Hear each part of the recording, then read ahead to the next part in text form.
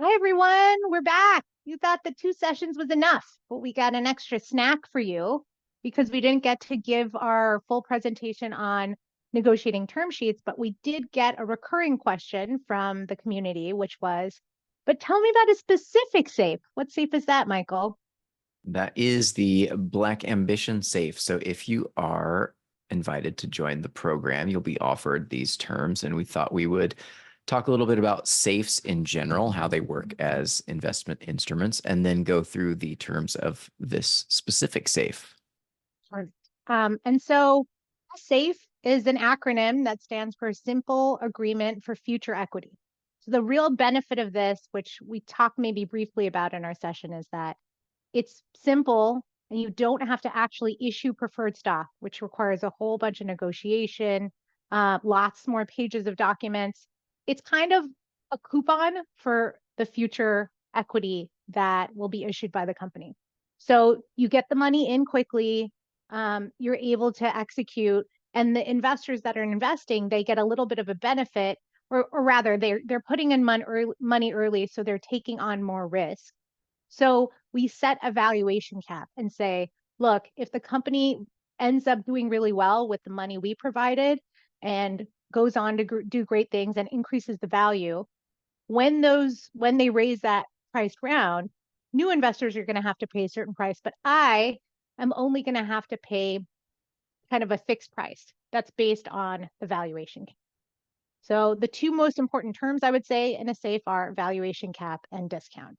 So I'm gonna I'm gonna switch it off to Michael to talk a little bit about, well, I think the discount rate's the easier one. Want to take that one? Yeah, sure. I mean, and whether we're talking about, so these are two different methods of sort of figuring out the per share price at which your safe is going to convert this investor safe, right? And like Aravinda said, the idea is that under any set of circumstances, the safe investors are going to get, a better deal than your later preferred stock priced round investors because they came in early, they took more risk. Right. And so there's a Fair. couple different methods of figuring out, well, how much of a benefit, what kind of a perk, what kind of a discount.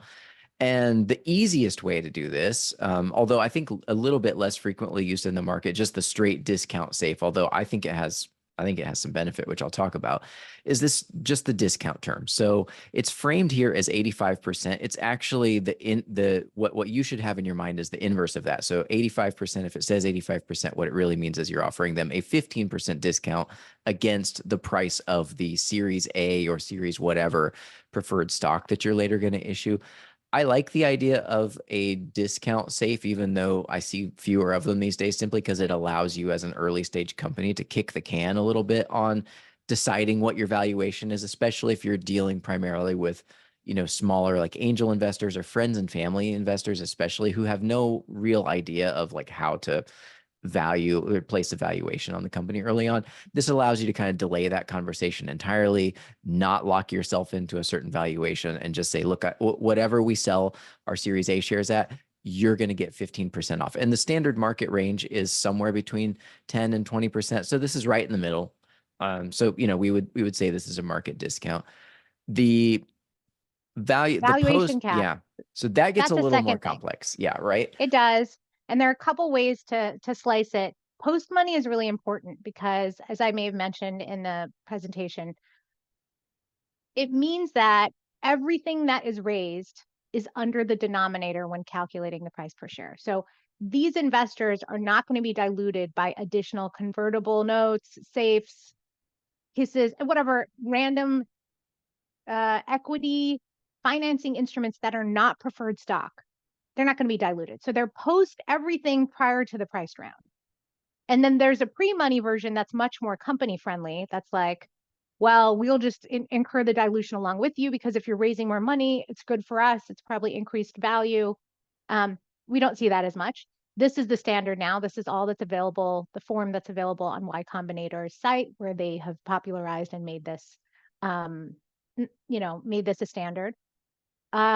But basically, what we're saying is that whatever shares there are, shares issued to founders, shares reserved for issuance to service providers, shares issued to service providers, and any other convertibles, they're all going to be valued at 10 million. And then based on how many shares you have, dividing the 10 million by that number of shares, you get your price per share. So the lower number of shares that are outstanding, the price per share at which we're going to convert is going to be higher.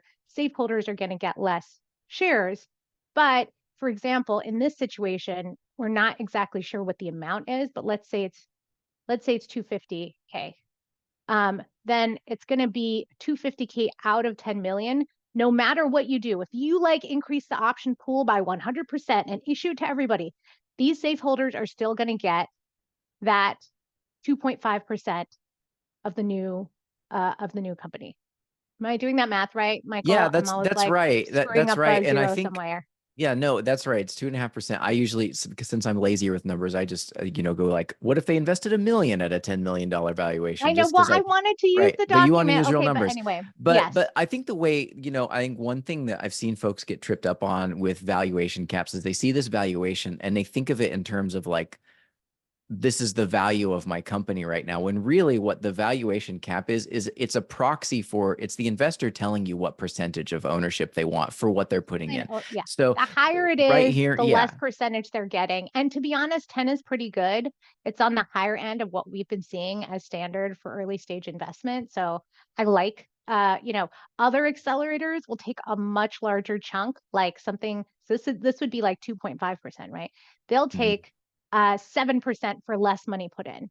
A lot Yep. of, some of the notable accelerators out there. The other thing I wanted to flag really quickly is that not all of the award is subject to this amount. So you're also going to get some free money out of this, which is amazing.